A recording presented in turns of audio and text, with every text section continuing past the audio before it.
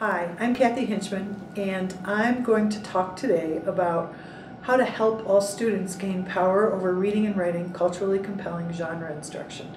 There will be some ideas in this that are not new to teachers in Wyoming, and then some that are new.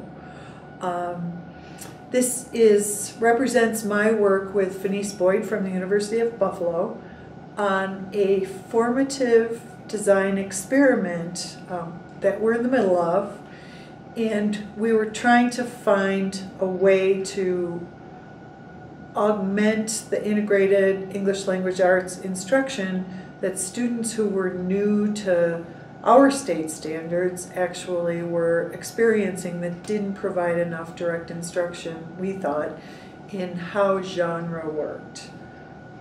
Say more about that in a minute. My overarching outline will be first to talk about why culturally compelling genre instruction, which aspects of reading and writing benefit from exploring genre, how can exploring culturally compelling genre instruction help all students, what methods can help us guide students' exploration of culturally compelling genres to enhance their reading and writing, and then we have a couple of preliminary conclusions and next steps and an invitation to other folks to try our ideas out in their own local contexts. Why culturally compelling genre instruction? Well, widespread adoption of Common Core state standards has meant more rigorous expectations regarding text complexity, close reading for authors' purposes, and evidence-based argument. Most even state standards that are an adoption of the Common Core standards look at those principles around the country. New York State is a Common Core state. That's where I live right now, and so does Fenice, and so this is where we decided to do our work. Our state actually used Race to the Top money to buy lesson plans, to pay people to construct lesson plans that met the requirements of what we called a tri-state rubric that was developed by the Common Core state standards developers to make sure they were suited to the Common Core. And we noticed that a lot of those preliminary instructional units didn't have very much, if any at all, explicit instruction in them. And I should say right now, if you ever go to the Engage New York website, you should be able to find examples of those units. They're free, you can download them. They're not perfect, but they are a place that some of the schools in New York State at least have discovered they like working from. But we wanted to develop something to augment those. And we started talking to each other about what's missing in current discussions. Now, it's no longer missing in many current discussions. We noticed how text structure and genre, the way paragraphs are organized, the way authors use them to form ideas that are important to them, especially in authentic text, the way that formulates itself into genre, seemed to us to be an underlying construct of text complexity, main idea, author's purpose, and evidence-based argument that weren't getting talked about enough and explicitly enough in the classrooms where we saw people doing integrated language arts instruction. Some researchers, Purcell Gates and colleagues, have noted that there's a need for balance of explicit instruction and situated practice to learn how genre works. Duke has argued, who actually collaborated with Purcell Gates in the 2007 study, has argued for teaching genre, noting that the Common Core state standards are organized by types of text, including literature and information text. There are also the genres that kids maybe find, especially middle school kids, maybe find more personally appealing: poetry and narrative text, which also get alluded to in those standards, and so we wouldn't want to limit it to just the academic context and the kinds of writing and reading that are required for that. But surely there's a need to study how authors use genre to set their goals in their organizations. Collins, in 2012, in a Journal of Literacy Research article, noted the social nature of genres. I've been hinting at it so far, but genres, he said, grow out of and in turn shape the dialogic interactions of socially located actors. They explain how some social actors may find some genres difficult to engage. And so explanation of how these various text structures come together to share messages can be a really important thing for giving all kids access to what Delpit would have called the power code of literacy instruction, right? Others have argued for culturally responsive genre instruction. Well, we came up with an idea that culturally responsive, culturally relevant text selection and instruction might only keep you within the cultural background of the students who are present in your classroom, but that if we talked about culturally compelling text, yes, of course, kids need to see people who look like them in the text that they read, both fiction and nonfiction, and also in poetry and other sorts of multimodal genres, but also kids need to be able to learn about other cultures, other epistemologies, other ways of seeing the world. And so we're arguing for culturally compelling texts as text sets to serve as mentor texts in teaching kids about how genres work. The purpose of the genre instruction is to help kids gain meta-linguistic control of genre, to give them sort of a way in when they're doing their reading and writing of academic texts and multimodal texts, of course, but also to get that social piece. A real author found this idea important enough to express in this certain way what's he or she trying to get at by organizing the text the way that it's organized. So that's a little bit of the background. We decided we wanted to do this in 5th and 6th grade because to us it seemed like the standards were taking a serious turn toward the academic around 5th grade, and we found classroom partners to work with us on our first foray into providing culturally compelling genre instruction. This is a multi-phase study. Phase 1, we taught an exploratory 10-day unit and collected and analyzed qualitative observation and student work data. From here, we're developing 3 genre-specific units. We're now realizing that each of our units, including the introduction, should only be a week long because we don't want to take up a ton of school year time, but we want to provide enough of an intervention so that kids will know how to do the tasks with support that teachers ask them to do when they're trying to figure out important ideas in text that they read, as well as expressing understandings in argumentative, narrative, and expository texts, as they're mentioned in the Common Core State Standards. Eventually, we're hoping to be able to scale the idea up in a Phase 3 section, but we're not quite there yet. Our findings from this study suggested that we were right about compelling texts and about kids' interest in those things. Unanticipated constraints in our ability in the context, that is us learning to teach 5th and 6th grade again, and having a suitable classroom discourse for teaching genre is taking us more time to develop than we thought it would. And this is where we're pretty sure most teachers will be able to take the idea of culturally compelling texts and use them as mentor texts in a more quick way than we could, having been working in a college for a little bit of time for both of us. We did realize at the end of our introductory 10-day exploratory unit that students demonstrated some new understandings of genre and of author's purpose. We think, as I mentioned, we can shrink it down into a fewer number of days, but we also think we have some ideas that taking those texts as our mentor texts and running with it in an introduction is something that other teachers might be interested in doing. So I have a couple sample sets of our lesson plans from that first foray to share with you. Sample lesson plan 1. The day's essential question was, why do people write? We're trying to get at that idea of genre and power, and that this is about people really trying to communicate an idea. Kids did free writes at the beginning of class as a sort of entree into the class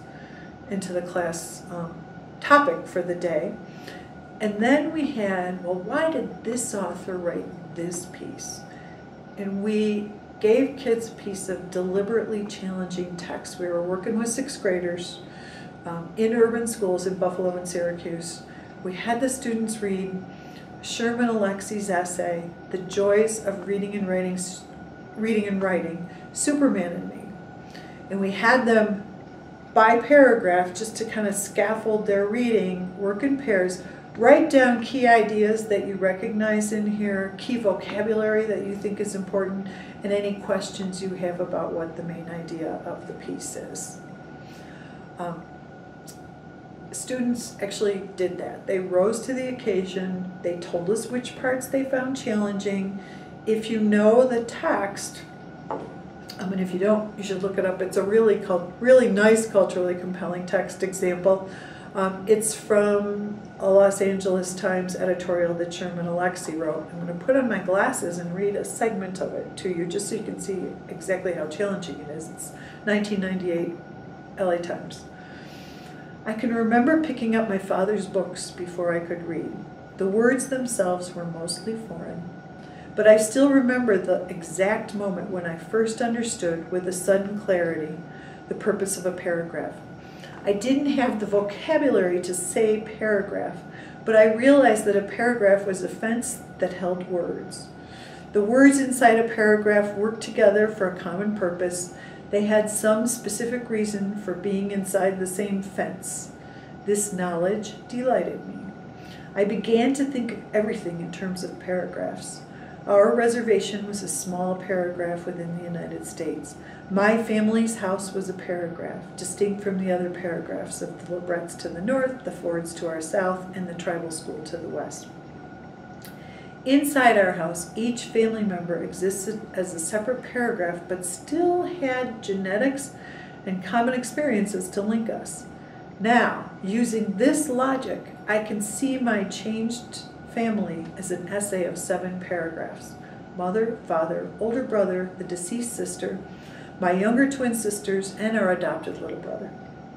At the same time I was seeing the world in a paragraph, I also picked up that Superman comic book. Each panel, complete with picture, dialogue, and narrative, was a 3-dimensional paragraph. In one panel, Superman breaks through a door. His unit is red, blue, and yellow. His suit is red, blue, and yellow, miscue. The brown door shatters into many pieces. I look at the narrative above the picture. I cannot read the words, but I assume it tells me that Superman is breaking down the door. Aloud, I pretend to read the words and say, Superman is breaking down the door. Words, dialogue, also float out of Superman's mouth. Because he is breaking down the door, I assume he says, I am breaking down the door. Once again, I pretend to read the words and say aloud, I am breaking down the door. In this way, I learn to read. And then I had the students turn and talk about their key ideas, about their vocabulary choices, about their questions. We interacted around those for, probably no more than 5 minutes. And then I asked them to do a think, pair, share. This is where a lot of you will have this kind of expertise already. It's the text that drove the discussion, though the kids were riveted by the text. What is the genre of this piece? What is Alexie's purpose for writing? What is his definition and model for paragraph? And how does this definition fit his purpose? So we talked about, it's not just, it was kind of a story text, but it was nonfiction. We finally came to the word memoir to talk about the autobiographical material that was contained in the text. Something important he wanted to communicate was how reading and writing work. And also, he was showing us how he made an analogy between what happens with reading and writing and how the rest of the world is organized, which is a really powerful analogy. I didn't say that to the kids. Kids came back to us with it after they had a chance to think about our questions. The students also, actually, I read aloud a segment of Alexie's novel, The Absolutely True Diary of a Part-Time Indian, to compare genre and purpose of the 2 pieces, one of which is fiction and one of which is not. And then at the end of the lesson, we had students answer the question, how do Alexi's reasons for writing match or not what we spoke about earlier in answer to the question, why do people write?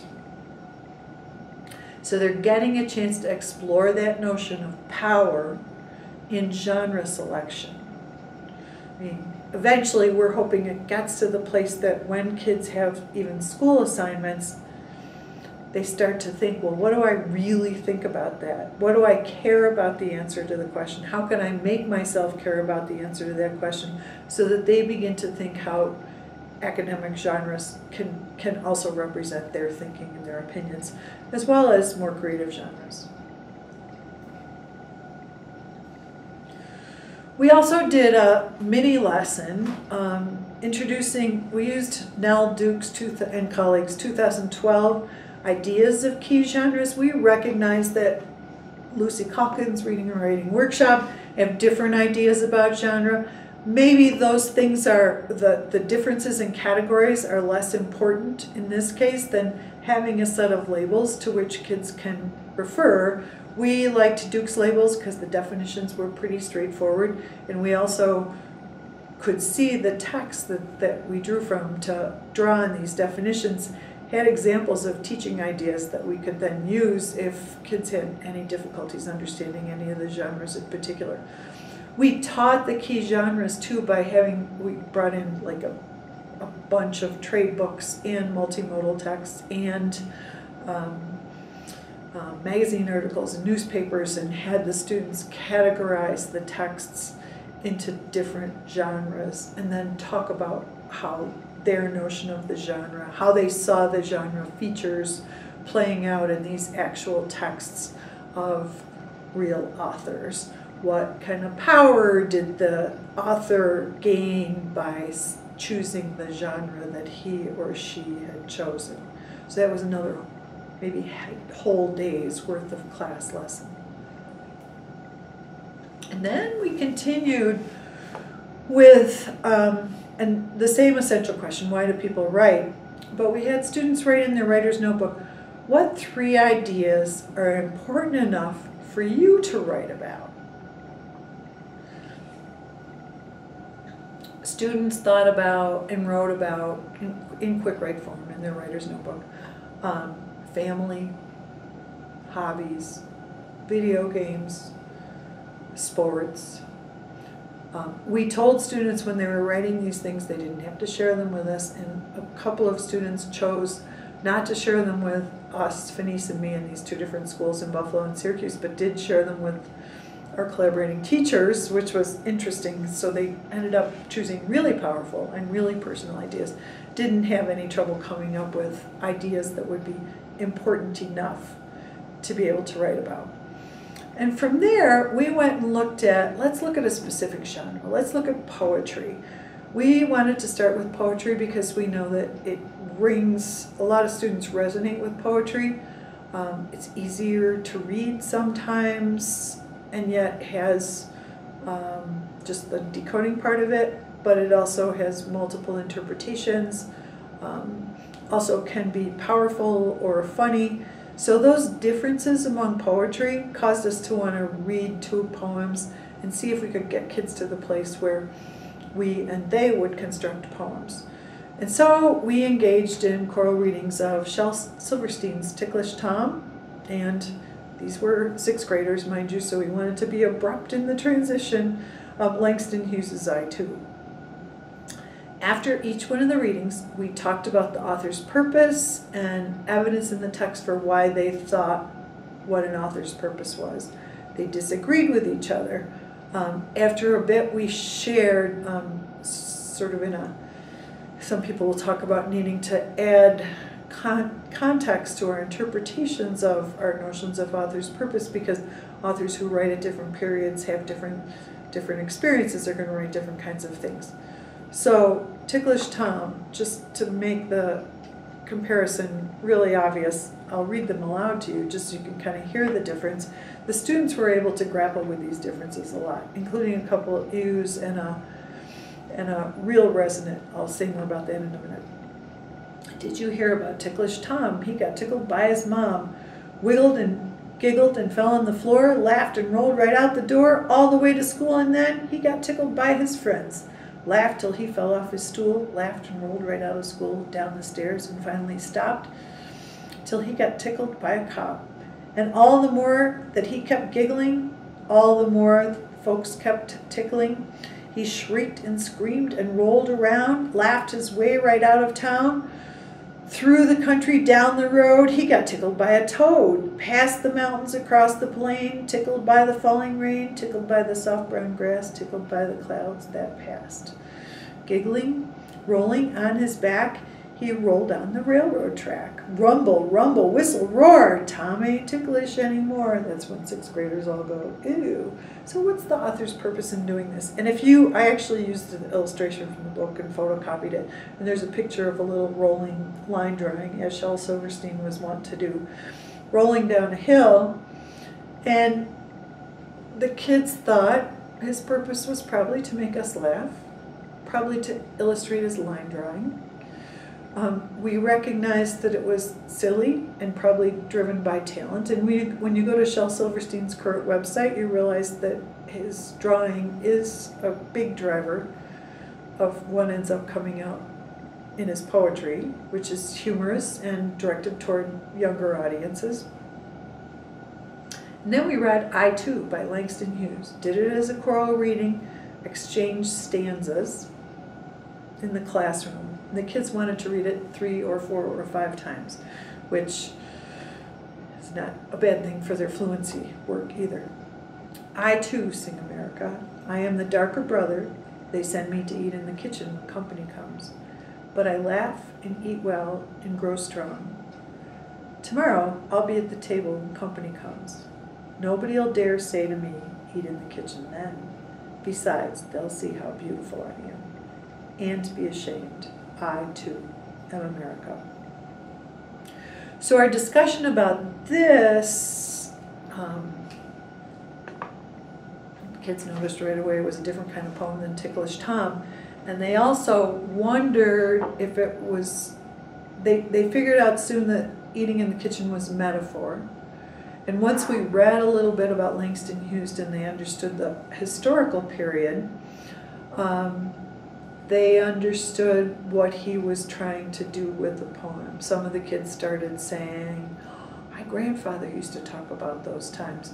Langston Hughes emigrated from the south to the north as early part of the Great Migration, escaping lynchings, and that's where the kids in our urban school could resonate a lot. Though I think this is a culturally compelling enough text that this would be of interest to kids who don't share the background of the kids in the Syracuse City schools that I was working with on that day.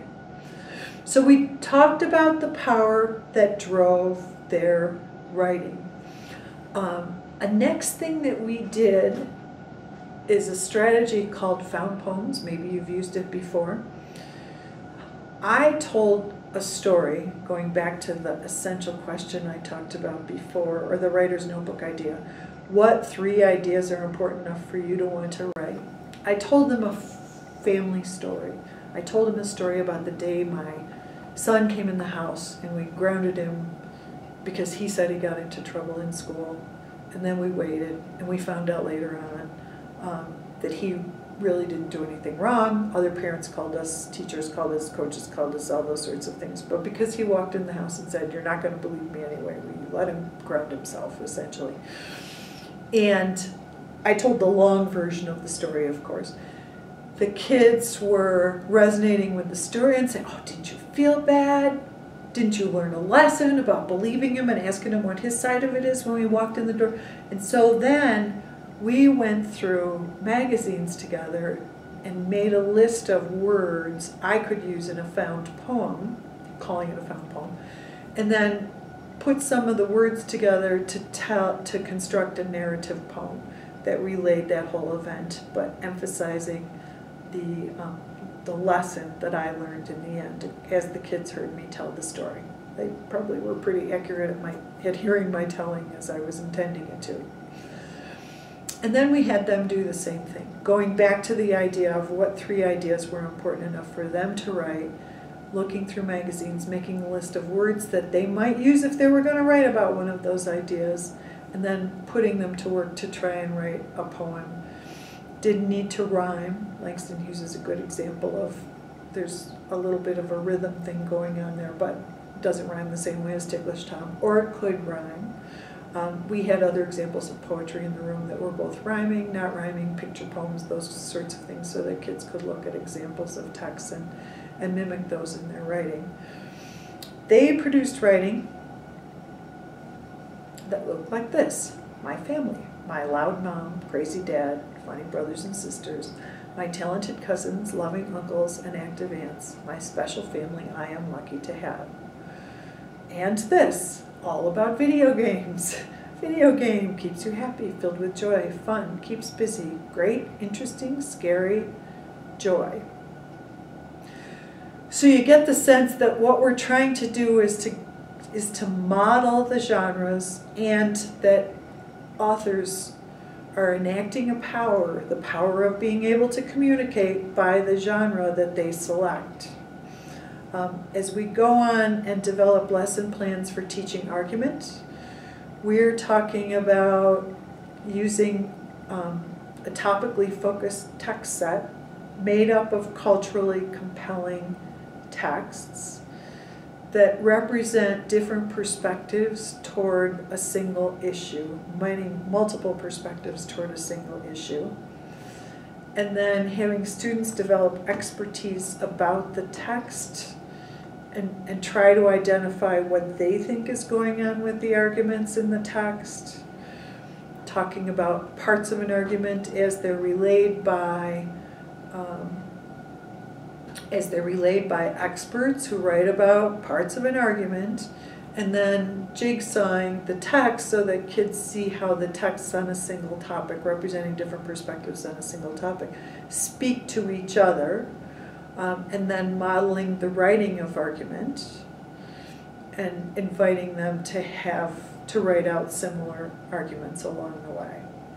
So noting how varied texts position us, what stand we're prepared to take, and being willing to express that in a piece of writing is the goal for just 1 week's worth of introductory instruction. We realize we're not going to build master argumentative writers in a week in 6th grade, but we also want them to begin looking for the genre and how different authors manipulate genres for their ends, the ideas that they want to communicate. So for now, I'd invite you to experiment with explaining genre tied to author's purpose. Needless to say, we're still working on our language. With accessible reading and writing examples, consider using culturally responsive teaching that begins with students' ideas and reading culturally compelling text that has a varying amount of complexity. Don't underestimate, we learned from using the LRCC text, don't underestimate the idea or the language load, but be sure that you scaffold it by inviting students to work together, inviting students to have a go even though they don't understand every word, to see what they can get out of the text along the way. Collaboratively read and categorize authentic, easy to complex texts by genre, identifying author's purpose with evidence in the text to argue the author's choices about genre, talking about other genres that an author might use in order to share those same kind of ideas, and then modeling decisions of authors and purposes and inviting students to have a go with the writing so that those bits of knowledge about genre can be brought up in other reading and writing tasks across the school year. There will be times when students are building argumentative writing for a purpose that a teacher may want to take the writing all the way to final draft stage. For us, we're introducing the features of genre here. And then repeat over time, figuring out what formative data is going to help us begin to evaluate our teaching along the way. So culturally compelling mentor text to teach genre and the power of genre and author's purposes is the idea I have to share with you. And I'll put put up the PowerPoint slides that have some of my references on it so that you can stop the video and look at it. There are references both about genre study and about close reading of text and about reading and writing relationships and the research foundations for the Common Core. So you have an idea about that. And I think that's all I have to share with you today. Thanks for listening. Bye.